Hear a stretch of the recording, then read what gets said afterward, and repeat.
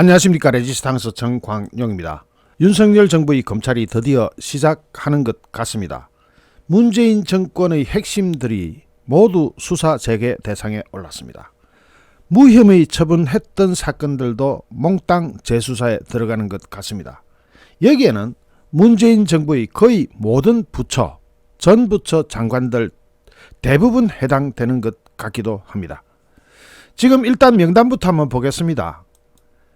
불법 감찰 사건으로는 조국, 임종석, 강경화 전 장관, 김현미 전 장관, 박형철 전 청와대 반부패 비서관, 이인걸 전 청와대 특감반장, 블랙리스트 사건으로는 조국 전 장관, 임종석 전 실장, 강경화 전 장관, 인사수석 출신 조현옥 현 주 독일대사. 이 인사수석 출신 조현옥이 잘 보시기 바랍니다.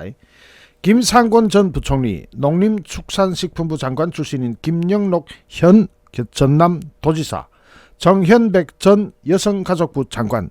여러분, 여기 부처가 몇 개 들어옵니까?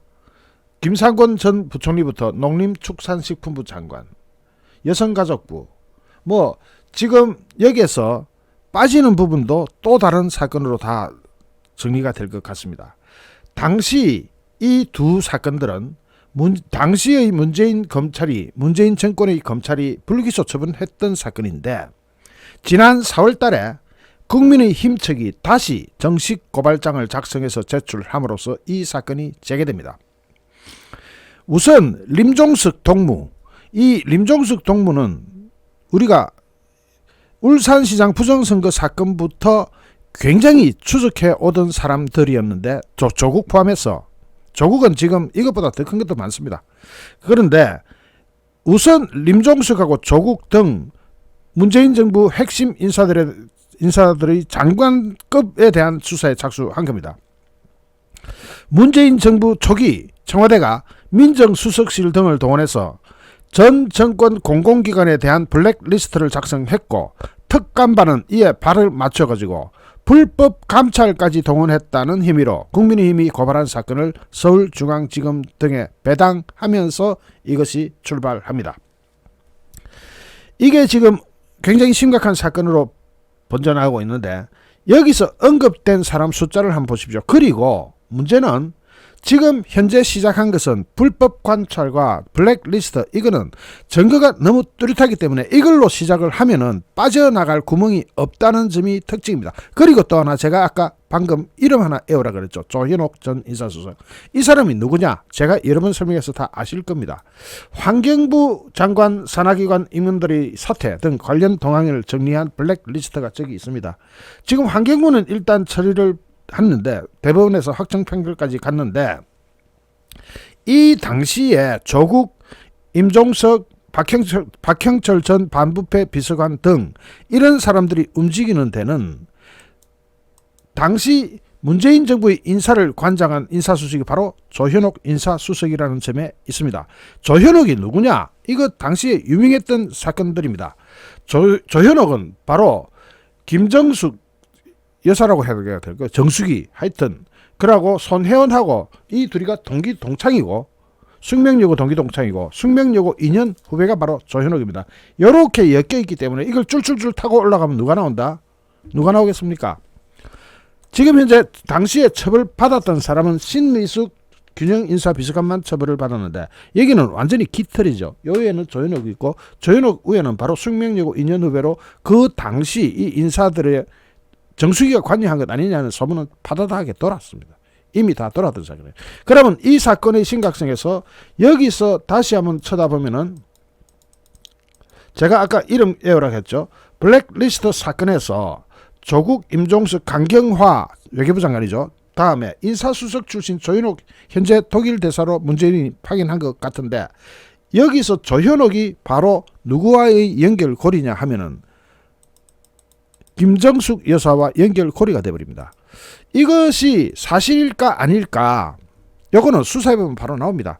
그런데 이 당시에 정숙이가 어디까지 개입을 했는지, 그거는 수사를 통해서 밝혀야 되는 부분이지만 이미 한 바퀴 확 돌았던, 거의 당시 모든 사람들이 이것을, 저는 방송 여러 번 했고, 다루었던 그런 건입니다. 오늘 법조계에 따르면은 서울중앙지검 반부패 강력수사 2부 조주연 부장검사입니다. 이 팀은 임종석 전 실장, 조국 전 장관, 강경화 전 외교부 장관, 조현옥 주 독일 대사, 전 청와대 인사수석 비서관 등 아까 이야기했던 사람들이 주르르륵 다 걸렸습니다.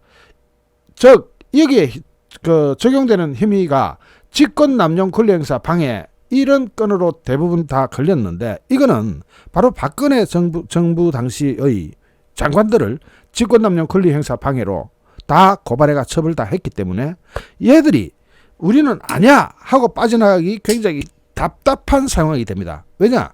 자기네들은 환경부 블랙리스트 사건만 해도 박근혜 정부 블랙리스트 사건하고 너무너무 달라요. 박근혜 정부 블랙리스트 사건은 뭡니까? 문학계 인사들 몇 명이에요. 숫자 다 따져도 몇 명 안 돼요. 여기는요, 수백 명입니다.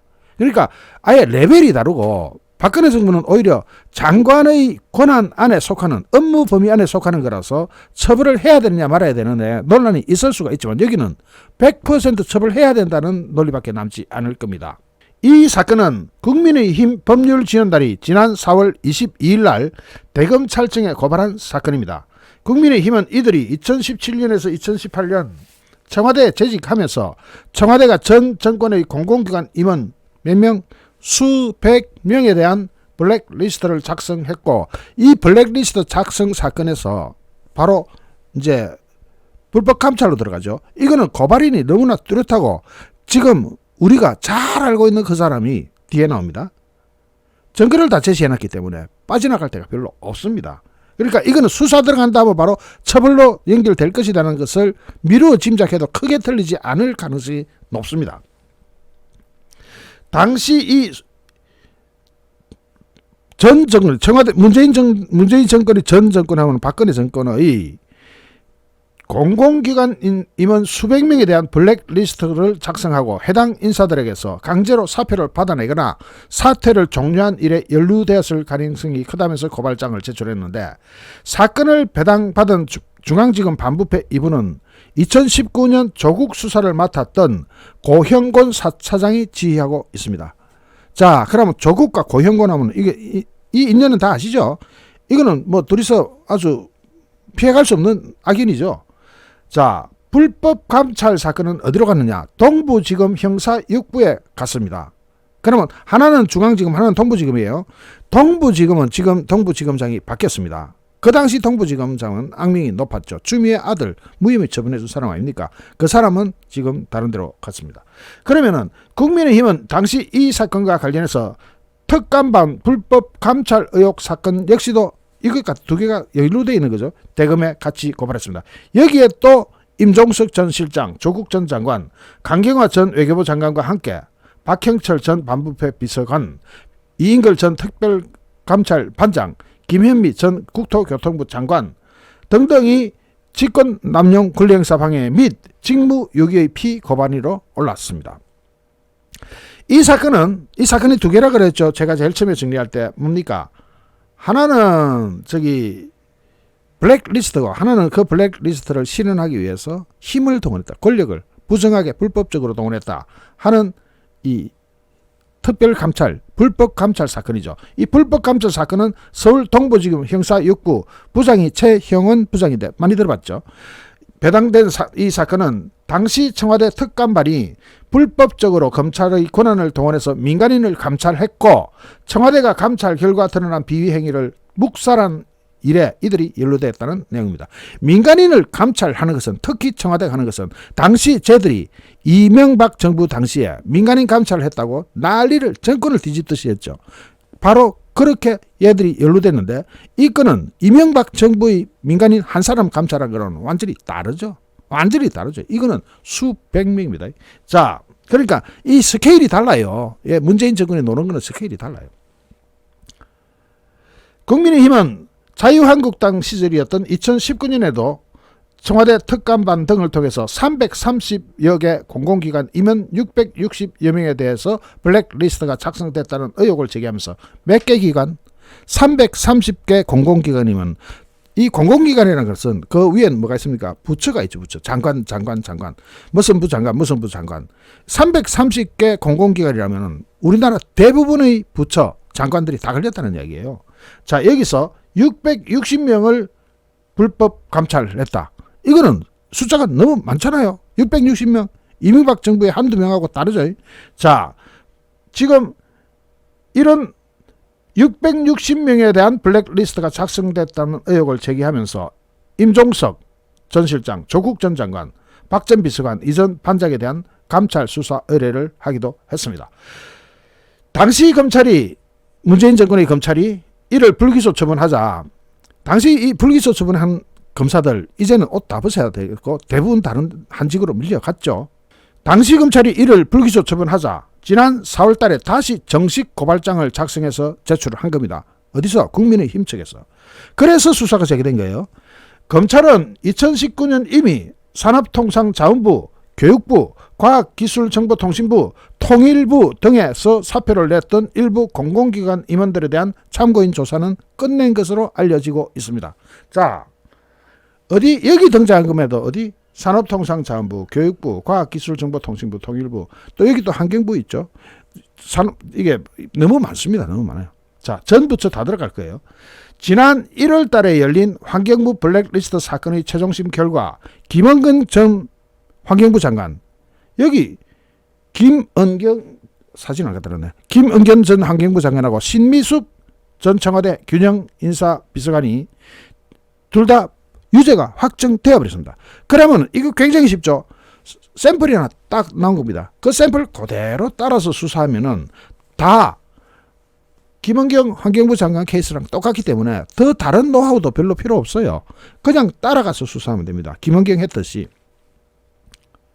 특히 이것이 대부분의 확정 판결까지 받았으니까, 유죄 확정 판결 받았으니까 도망갈 데가 없어요. 판례를 보면은 다른 판례를 추수돼야 되는데 가장 가까운 판례로 김은경 전 환경부 장관이 대부분 유죄 확정 판결까지 받아놨기 때문에 판례로서는 가장 리얼한 판례 하나를 딱 들고 시작하는 거죠. 자, 동부지검은 지난달 19일 백운규 전 산업부 장관의 자택과 연구실을 비롯해서 에너지기술평가원, 한국석유관리원, 대한석탄공사 등 산업부 산하 기관 6곳을 압수수색하면서 관련 수사에 고삐를 당기고 있습니다. 자, 이 사건은 누가 시작했습니까? 제일 먼저 시작했던 사람, 바로 이 사람입니다. 자, 바로 이분은 지난 6월 1일 지방선거 강서구청장에 당선됐습니다. 밤새도록 저하고 같이 방송 보신 분들 관심 많았죠. 자, 김태우 전 검찰 수사관입니다. 그 당시 청와대 특감 반원이었는데 김태우 전 특감 반원이 2018년 폭로를 하면서 시작된 사건입니다. 김태우 당선인은 지난 3월 달에 자신의 유튜브 채널에서 당시 전 부처 산하에 있는 330여 개 공공기관 리스트를 작성했고 그중에 특이한 100명에서 200명은 따로 작성해서 보고했다. 몇 개 공공기관? 330개. 여러분, 대한민국 공공기관 330개면 거의 다죠. 다 박근혜 정부에서 임명한 사람들이 임기가 다 남아있으니까 싹 이렇게 해서 몰아내버린 겁니다. 그리고 문재인 정권에서 싹 낙하산타고 다 내려가 버렸어.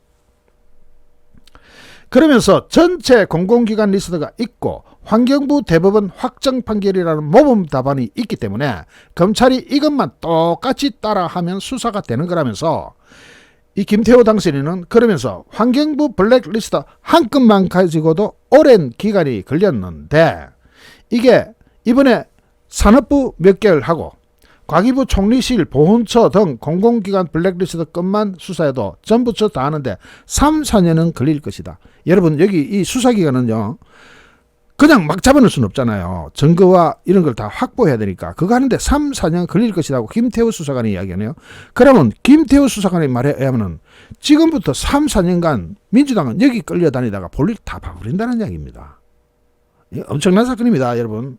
그러면서 제가 40건 가까이 양심선언을 했는데 이걸 남김없이 완벽하게 수사한다면 7, 8년이 걸릴 거라고 생각한다고 말합니다. 완벽하게 다 하려면 7, 8년, 다음 정거까지 가야 되는 거죠. 너무 많은 겁니다. 많아도 너무 이렇게 많은 겁니다. 이런 경우는 전 세계에 찾아보기 힘든 케이스입니다. 그런 상황에서 이재명이가 지금 민주당 당 대표가 되느냐 마느냐. 되면 민주당은 그대로 분당입니다. 안 되면 지금 같은 콩가루 집안을 계속 가져가는 겁니다. 그러면서 이 사건이 덮쳐나가면은 민주당은 자기네들이 이를테면 이건 우리가 잘못하지 않았다고 큰 소리를 빵 쳐야 됩니다. 민주당이 제대로 뭐 반응하려면 우리 이게 잘못한 거 없다. 무죄다. 우리는 이렇게 빵 치고 나가야 되는데 김은경 환경부 장관이 대법원 확정 판결까지 받아가 유죄가 확정돼 버렸잖아요. 그래서 민주당이 그 말을 못해요. 이거 우리 무죄다 이런 말을 못해요. 그러면은 할 수 있는 말이 뭡니까? 정치 보복이다 이렇게 나오는 겁니다. 그러면 윤석열 대통령이 거기에 정치를 보복을 할 게 뭐가 있나요? 보복이라는 건 뭐 자기가 비슷한 사건에 있어서 그걸 뒤집어 썼다면 모르겠는데 윤석열 정부는 그냥 검사. 자, 여기서 그랬거나 말거나 야당의 반발은 민주당의 반발은 거셀 수밖에 없죠. 이래 되면 다 잡혀가는 거니까 전직들. 자, 신현영 더불어민주당 대변인은 국민의힘 고발 그때 당시 4월 달입니다. 브리핑을 통해서 특감 반환 불법 사찰 의혹 사건은 2019년 4월 달에 모두 무혐의 처분됐고 블랙리스트 사건 또한 2019년 수사 의뢰했지만 불기소 처분으로 끝난 사건이다. 자, 무혐의 처분은 누가 했다? 친문 검사들이 무혐의 처분했어요. 그런데 정권이 바뀌었다고 낡은 캐비넷에서 사건을 끄집어내서 수사하려니 기가 막힌다 이렇게 비판을 했는데 이런 비판은 국민한테 안 통해요. 왜냐하면 낡은 어디서 꺼냈거나 말았거나 죄가 있으면 벌을 받아야 되는 것이고, 그러니까 죄가 없다라고 해야 되는데 이것은 거기에 해당이 안 된다는 겁니다. 빠져나갈 구멍이 없어진 겁니다. 민주당은 답답하죠. 거기다가 더 무서운 것은 이런 모든 이게 전부 다 인사에 관한 건이죠. 인사에 관한 건이죠. 인사는 각 정권이 출범할 때가 가장 힘이 셉니다. 그때 인사를 다 하니까. 그때 당시 문재인 정부의 인사를 관장한 인사수석은 바로 조현옥 인사수석이고, 조현옥 위에 누가 있다? 손혜원이 있었고 김정숙이 영부인이 있었고. 자, 그러면은 여기서 2년 후배로 이렇게 손혜원하고 정숙이는 동기동창이고 이렇게 해가지고 이른바 숙명여고 김혜옥 3인방이라는 이야기가 그때 쫙 돌았습니다. 그러니까 이 사건을 끝까지 가져가면 어디로 간다?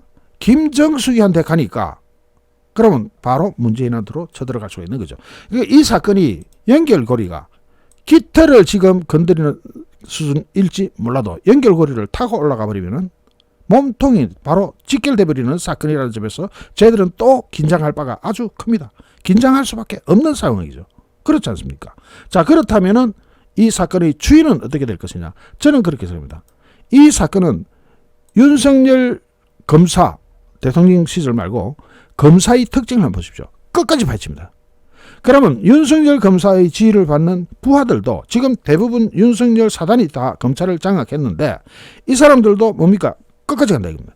끝까지 가면 민주당이 뭐라 하거나 말거나 이거는 너무나 분명한 유죄 사건이기 때문에 뭐라고 할 수도 없는 상황에서 끝까지 가버리면은 민주당은 어떤 대안을 찾을 수가 없습니다. 힘듭니다. 그리고 이 사건은 반드시 정의의 기준에서도 파헤쳐야 됩니다. 정의롭게 이 사회를 끌어가려면 이 사건은 끝까지 파헤쳐가지고 이날에 제대로 된 정의, 가짜 정의가 아니고 제대로 된 정의를 세울 수 있는 기회를 이걸로 마련해야 합니다.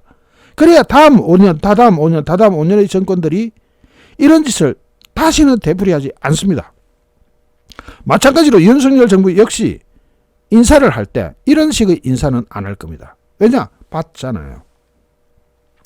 그래서 또 특별감찰도 안 할 겁니다. 특별감찰을 할 수 있는 청와대 민정수석실을 없애버렸습니다.